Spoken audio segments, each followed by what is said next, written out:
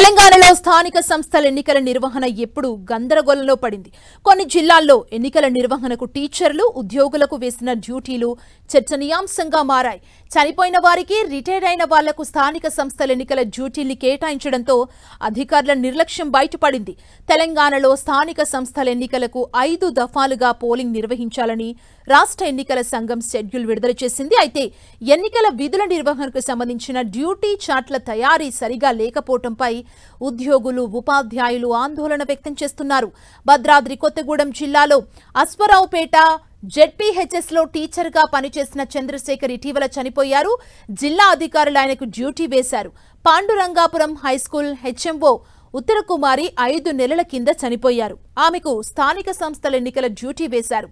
అశ్వరావుపేట నుంచి ఇల్లందుకు ట్రాన్స్ఫర్ అయిన నరేష్, పాల్వంచ నుంచి ఇల్లందుకు బదిలీ అయిన ఇసాక్కు గతంలో పనిచేసిన చోటనే ఎన్నికల విధులు కేటాయించారు.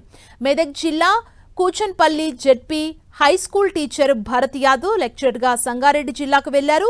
ఆయనకు మెదక్ జిల్లాలో స్థానిక సంస్థల ఎన్నికల డ్యూటీ వేశారు. ఎన్నికల డ్యూటీ నుంచి దివ్యాంగులకు మినహాయింపు ఇవ్వాలన్న ఆర్డర్స్ ని పట్టించుకోకుండా వారికే డ్యూటీ వేశారు.